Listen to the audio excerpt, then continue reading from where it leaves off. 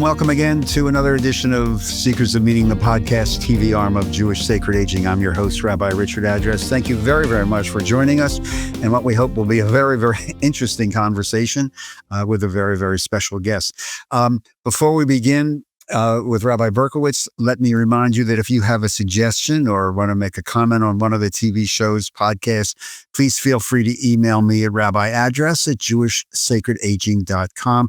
Check out the website, jewishsacredaging.com, or the Jewish Sacred Aging Facebook page. We really appreciate hearing from you. Rabbi Leah Berkowitz is our guest on today's edition of Seekers of Meaning. Rabbi Berkowitz is the senior Jewish educator for Hillel at my alma mater, Temple University of Philadelphia, the mighty Temple Owls. But for the purposes of most of our discussion, although I probably do want to pick your brain a little bit about campus life, since it's in the news a lot. But Rabbi Berkowitz is an accomplished and famous author of children's books, and it's one of the reasons we reconnected at a conference at a meeting sometime many months ago, and I asked Leah, I said, it occurred to me that even with my own children and grandchildren, so many children's books really are not really for children, but the hidden messages there are really very, very profound. And so we began to talk and said, hey, this would make an interesting conversation on one of our Seekers of Meaning. So Rabbi Berkowitz, Leah, welcome. Thank you very, very much for joining us. It's nice to see you. How are you doing? I'm good. Thank you so much for having me. I have fond memories of being in your class at HUC and learning about the wonders of Kongland before I experienced it myself. It's a wonderful, sort of like an amusement park that... But that's another story for another time, because we don't know who's watching or listening. So, yes, you're right. Thank you very much. So, how many quote children's books have you written? I have 3 picture books, which is what you can normally think of as a children's book, and then I have 1 book that is a middle grade chapter book of midrash, which are stories about stories in the Bible. So that's more for my co-author, Erica Wovsaniker, and I think about that as it's for middle schoolers, but we also think about that particular precocious 4th grader who needs more material than they're getting in religious school. And we also like to think of it as a book that parents and children can steal from each other. I think those are the best books, or the books that are in some ways ageless, because both generations or all generations want to read it. What is the process that you have to go to write or picture book, a book for children? It's not like sitting down and saying, I'm going to write the great American novel. I would, or maybe it is, I don't know. It probably takes just as long. And that's, I think, a thing that it looks really easy. And in some ways it's harder because you have so few words to use. And in fact, when I wrote my first book, it started out as a story I told on the Bima, and it lived in a drawer for a very long time because I hadn't thought about turning it into a children's book. So actually, I'm going to do this reading rainbow style. This is my first book. The world needs beautiful things. Amen. And what happened with this book was that it was and as we've talked about with Kongland, this is something that happens. It was Thursday night. The Parsha, the Torah portion for the week, was about Bezalel and the creation of the Mishkan. We had a family service. I went to see if there was a story about Bezalel, and there wasn't. So I wrote one. I do that a lot. I was doing that a lot at the beginning of my career when I had a lot of children in the congregation. This one really resonated actually with one of our teachers. One of our teachers, Heidi Aycock, I don't think she'll mind me mentioning her name. She's a fantastic religious school teacher and Jewish layperson extraordinaire. She came up to me and she said, that story was about me. And it really hit me because I hadn't done this intentionally. I had decided what would Bezalel, the designer of the Mishkan, have been like as a child. And I imagined him as a child who was distracted by shiny things, but more so that he was really noticing beautiful things and picking things up. The original title was Bezalel the Collector, that he was one of those kids who, always had rocks in his pockets or was picking up feathers and taking them home and putting them in a box and saving them.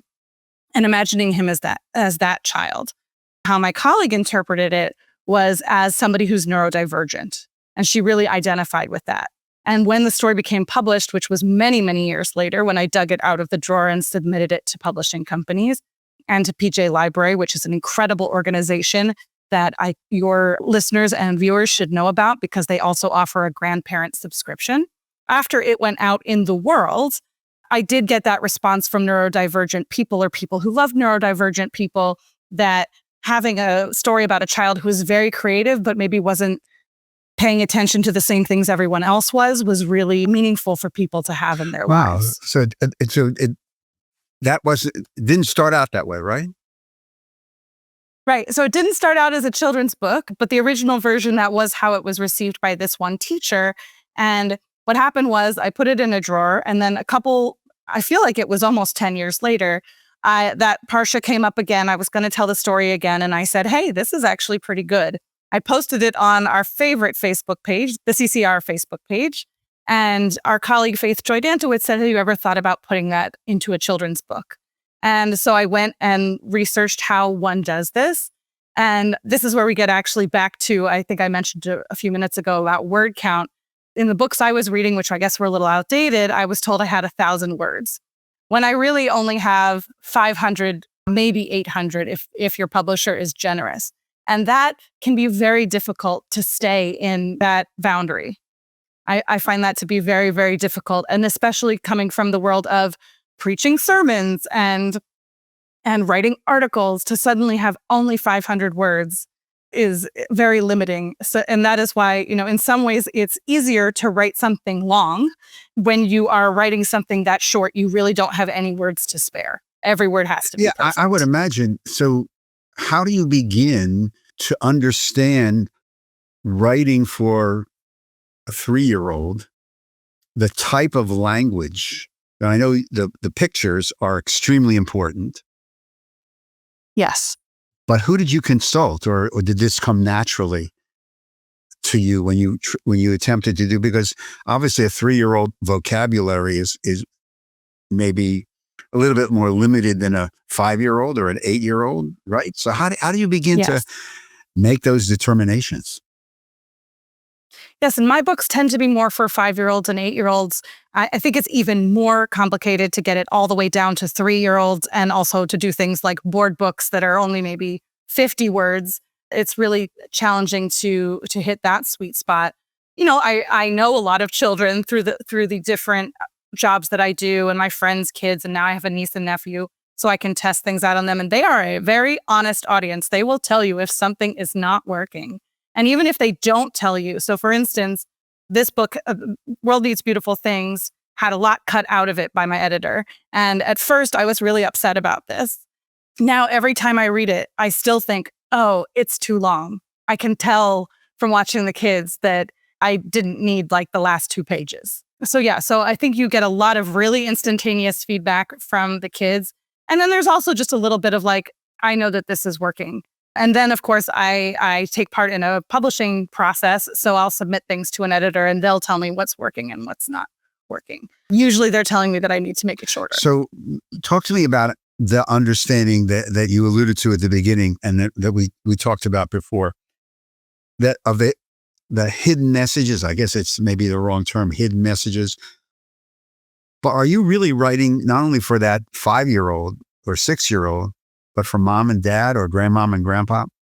Talk to me about that. Well, honestly, what I'm doing is I'm writing midrash. Midrash, as I said, are stories about stories in the Bible. And when I do that, I'm not necessarily considering a specific age group. I'm just writing the midrash that I need. A lot of times it's to lift up a lesser known character. For instance, Bezalel, there are absolutely no books about Bezalel. So now there's one.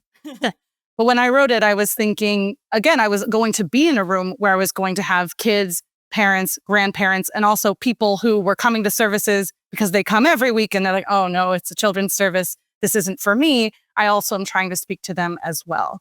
So I'm really writing midrash, and then it's a matter of where it goes. So for instance, with our middle grade book, and now I'll do my little reading rainbow thing here.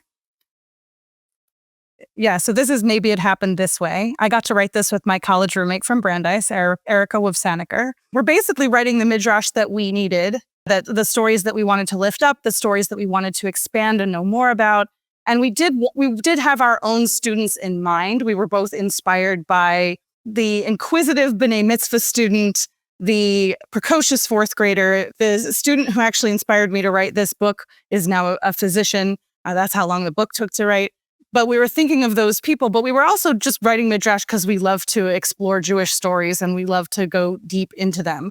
So then we had to figure out, when you get to the publishing stage, you have to figure out, well, what is this going to be marketed to? And then you have to really choose a lane.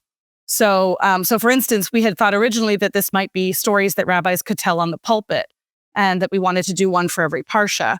And then we were told that the length and detail of our stories meant that book would be thousands and thousands of pages long and would not work.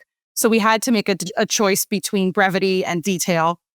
So now this is more a book to be read in the classroom, more a book to be read privately, not necessarily stories that are read out loud. It did mean that there were some stories that we couldn't do. Marketing to that age group meant that for instance, we could not do the Akedah. We could not do the binding of Isaac. We could not figure out a way to make that a story with a moral, or a story where you could really talk about Jewish values in a way that was relevant to a young person today. That's maybe a controversial, heretical thing to say. We really wanted to figure out a way to do it, and we couldn't. Meanwhile, I did get Azazel, the scapegoat, in there. So anything's possible, but we didn't quite crack that code. So could you give me an example of the book that Maybe It Happened This Way? Did you rewrite the ending of each story?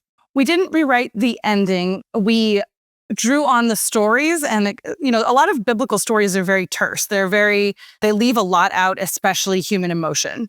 So we went into those details. We imagined perhaps motivations for things that either weren't there or maybe were different than Midrash. what appeared in the story.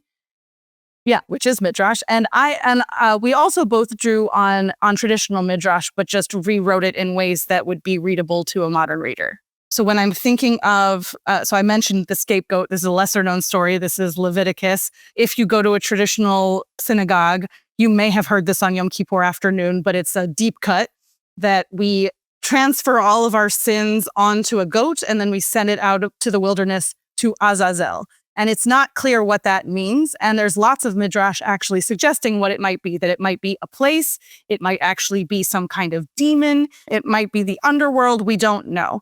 And so we already have permission, since the rabbis don't know what it is either. We had permission to sort of think about what that could be.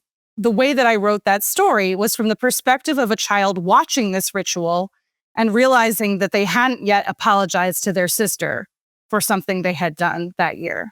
And so he and his sister end up following the goat out to Azazel, which we've decided was a place, out to Azazel to watch it go off into the wilderness and sort of try to extend the deadline so that he could apologize to his sister. So there isn't really a narrative part of the Azazel story. So in that case, we created one. In other stories, in some of the better known stories, we get more into the motivation and the reason for why people did what they did and the relationships between. Are you still writing midrash? I am, not as much as I would like, since I've actually shifted to teaching how to write midrash. And if I may do a plug, I teach for laasok.org, laasok.org, which is run by our colleague, Rabbi Micah Streifer.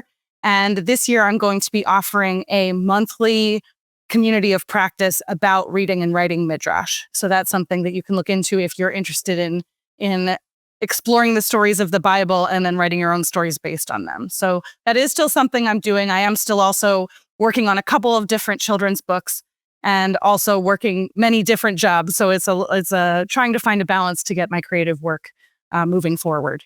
We were talking before we went on and before about the role of grandparents and all this. Mm-hmm.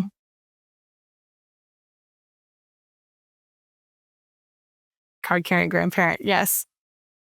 Yes. So I think that, and I'm a card-carrying tanta, I'm an auntie. I have two adorable nibblings, a niece and a nephew, that are 5 and turning 3 next week. Story time is just such a precious time for all of us. And there are such deep messages in children's books. My niece and nephew have books on the vegan dinosaur and a book called Bodies Are Cool, where it talks about all different kinds and shapes of bodies. And I realize that's something that's really great for us to be reading with those kids. So they get those messages, but then we also need those messages as well. A reminder for those of us who are maybe raised with a little bit less body positivity that we can get that message as well. There's been this incredible sort of revolutionary organization, PJ Library, pjlibrary.org, which is actually based on Dolly Parton's Imagination Library. I don't know that many people know this, which was to encourage literacy in rural areas in Tennessee. The Grinspoon Foundation adapted it for Jewish families. So now once a month from the age of 6 months to now 12 years, you can get a free Jewish book or book with a Jewish theme or study guide. And for a lot of people, I know that's their primary connection to Judaism. It's something that has reached sort of the outer periphery of the Jewish community. And they have started to offer a subscription for grandparents because sometimes I've learned in my time in Congland and working with a lot of interfaith grandparents, people are raising their children in all different ways and with all different amounts of exposure to Judaism, whether they're interfaith or not. And so one of the great things that a grandparent can do is provide positive, very low-key Jewish experiences. So to have PJ Library books in the home, just as books that can be read, hopefully books that they grow to love, is one of the ways that a grandparent can help a grandchild with their Jewish education. But also, a lot of them have great messages that go beyond religion. So give me the PJ Library address again. pjlibrary.org. And 3 of my books are in there. So if you subscribe, you'll eventually get all 3 of my picture books. Yeah, I know that many, many congregations that I go to work with as part of my work for the older adults obviously includes a lot of grandparents. And what you just alluded to, there was a survey by the Jewish Grandparents Network, which is now about 5-6 years old, the survey. But even then, around 2020, they were reporting that over half, I think it was about 53% of Jewish grandparents were grandparenting an interfaith grandchild, a child that's being raised in an interfaith household. So the ability to speak to these kids from a positive Jewish perspective has really become much more important now than it was when I was a kid. So this work is really, really crucial. And the vehicle for grandparents, which is rather than sitting down, reading that book and having a conversation with that 5-year-old, goes a long, long way, because we have usually very, very special relationships in grandparents and grandchildren. Another resource I want to let people know about is 18doors.org, which was previously Interfaith Family. I just completed the Rukin Rabbinical Fellowship with them, and my capstone project was looking at how interfaith grandparents were portrayed in children's literature. Because what I was noticing in my own work, in my congregation, was that when we had sessions for interfaith families, which we had had since the founding of the congregation, more and more we were seeing grandparents instead of parents. The parents either felt like they had figured it out or like they didn't have time for it. And the grandparents were still figuring out how to navigate it, and especially how to navigate it without interfering. And also to navigate their own feelings. And I think this is a really important thing for grandparents to know, that you might have what we call with the kids big feelings about the choices that your children are making. And it's totally okay to have those big feelings. And you don't want to express them to your children in the wrong context. So it's really great to have spaces like the Jewish Grandparents Network, like 18 Doors, like interfaith groups in your own community to navigate that and to express those big feelings so that you don't burden your children with them, because they have enough to worry about. And no, in the grandparent stuff that we do as part of Jewish Sacred Aging, the concept, it's now a mantra that I use all the time, of borders and boundaries. Mm-hmm. And that as a grandparent, whether it's a Jewish marriage or an interfaith marriage, there are certain borders that you can go to. But if you cross that border, yeah.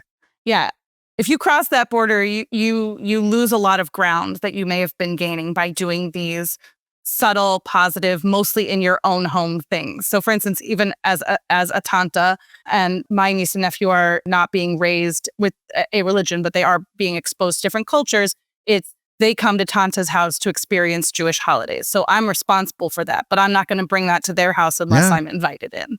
So, and I think that also applies very much to grandparents. How much the more so in the grandparents. You touch on a this is very real to so many of our families and still not discussed enough.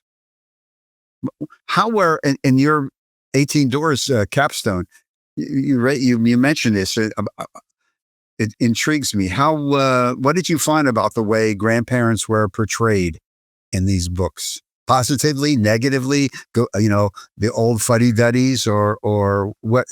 So in the children's books, I mostly found very positive. There's only a little, there still has to be a conflict even in a picture book, but it can be very brief and it's usually, can be resolved very quickly. So for instance, there were 3 books that I basically refer to as, the multi-grandma potluck, which is I have this grandma who's like this, and I have this grandma who's like that. We bring them all together and make soup. And I can show you, this is my favorite of that genre, which is chicken soup. And it's the Jewish grandmother and the Chinese grandmother fighting over their granddaughter's identity, but mostly through soup. One of them says, it's not kreplach, it's dumplings. It's not dumplings, it's kreplach. And then eventually they each bring over soup, and the grandchild puts it all in one pot and makes a Jewish wonton kreplach soup, a Jewish Chinese wonton kreplach soup. So there's many books like that. So we get a lot of really just minimal conflict resolved in around the table kind of thing in picture books. What got really interesting was when we get to middle grade and young adult books. If you have not seen the movie Are You There, God? It's Me, Margaret, it is incredible. And that's a book that a lot of us grew up on. And that's a book that is a lot more about interfaith families and a lot more about interfaith grandparents than I think most of us remember if we've read that book. That book is more known as a coming of age book about going through puberty, but it's also about being in an interfaith family, and the grandparents basically do everything wrong.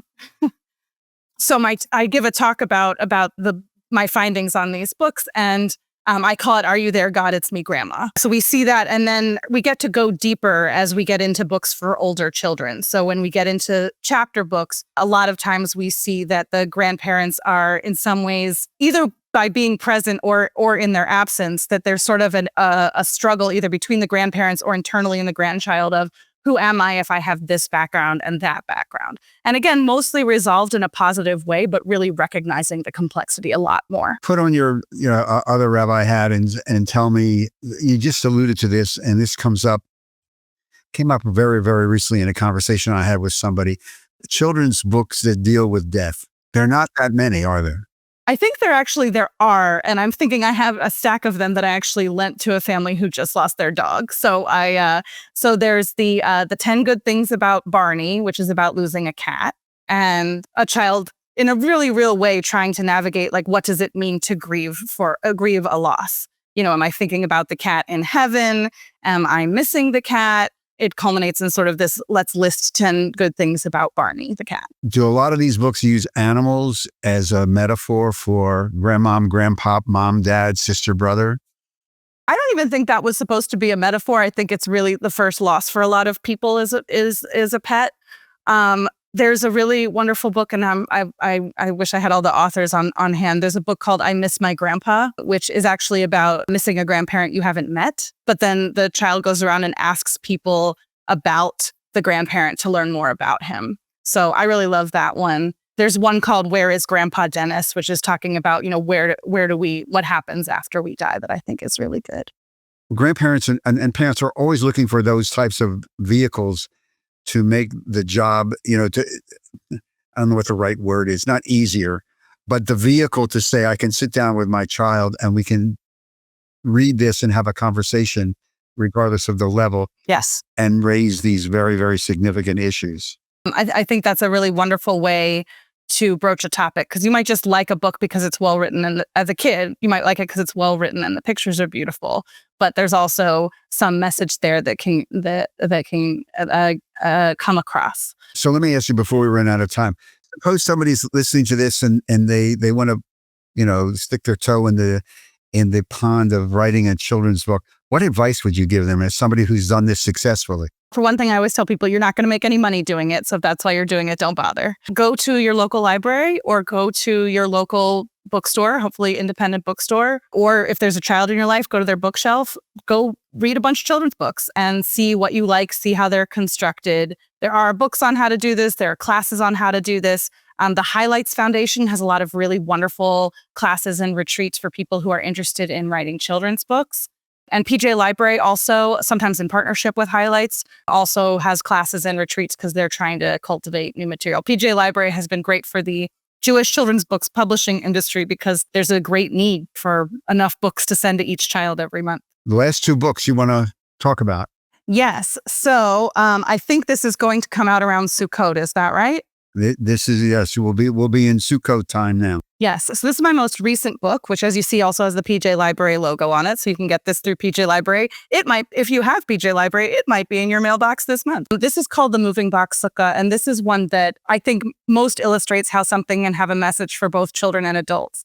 This is about a child who's moved to a new apartment with his mother, and they've previously lived in a house, and they don't know how to make a sukkah living in an apartment. So it involves them sort of, in many ways, grieving the loss of their previous life. So that's not openly said, but I think a lot of people who read it feel that they're mourning that they used to have a yard and they don't have a yard anymore. And this place is new and strange. And they have to figure out how they're going to celebrate Sukkot in a new place and how they're going to make this place feel like home. And I've heard from people who are, even though, again, it's not explicitly mentioned this way, people who are going through divorce or military families or families who just move a lot, that this really resonates with them as something that talks about sort of what a child is feeling when they're moving. And also, what happens when a big change happens and we still want to celebrate holidays. And then this is my most well-known book. I always joke, this is what's going to be on my tombstone. Queen Vashti's Comfy Pants. This is a Purim book. I will warn you that if you read this to your 2-year-old, they will say no a lot because this book is about saying no. But 2-year-olds say no anyway, but I did get a couple of notes from my friends. It's like, oh, now my 2-year-old is saying, I'm not going to do this because I'm in my comfy pants. And basically, I wanted to give Queen Vashti from the Purim story a little bit of screen time. She isn't talked about that much. She's only in one chapter of the book. And also to answer the question, why didn't she want to go to the king's banquet? And I have it that she's having a party with her friends in her comfy pants. And so she doesn't want to go. And it sort of escalates between her and the king. And this one's in rhyme, which is a lot of fun. So I realized it's basically green eggs and ham, but for Queen Vashti. You said it's not too early to talk about Hanukkah if you are looking for some Hanukkah presents. Never too early. Yes. Rabbi Leah Berkowitz. Listen, Leah, this has been delightful. Thank you very, very much. Continued good luck. Happy writing. Happy midrash. That just sounds like a great class from Asok. And good luck with Temple at Temple U. And all right. Thank you. Yes. Go Owls. Do you actually say go Owls? You can say that. Yes, we do that. Okay. Because Brandeis was also an owl, but they were the judges. So it was an owl with a gavel. It's not. Yeah. On North Street. No, not at all. Not at all. It's good to see you again. Yeah. Take care. Thank you very much. Good to see you too. Take care. To all of you, thank you very much for joining us on today's edition of Seekers of Meaning, the podcast TV arm of Jewish Sacred Aging. I hope you pick up on all this stuff that Leah was talking about in her books. It's really a lot of fun. We appreciate your time. And again, check us out at jewishsacredaging.com. If you have suggestions or comments, please email me at Rabbi Address at jewishsacredaging.com. We appreciate it. If you'd like to become a sponsor of some of these podcasts, please, again, just email me. We'll take it from there. Seekers of Meaning is produced at the Broadcast Center of Lubetkin Media in Cherry Hill, New Jersey. And a big shout out to our genius producer, the master of electronics, Steve Lubetkin. Until we see each other again on our next Seekers of Meaning, please be kind to one another. At the end of Sukkot, Chag Sameach Sukkot. And most of all, until we see each other, be kind to one another. Take care. Shalom.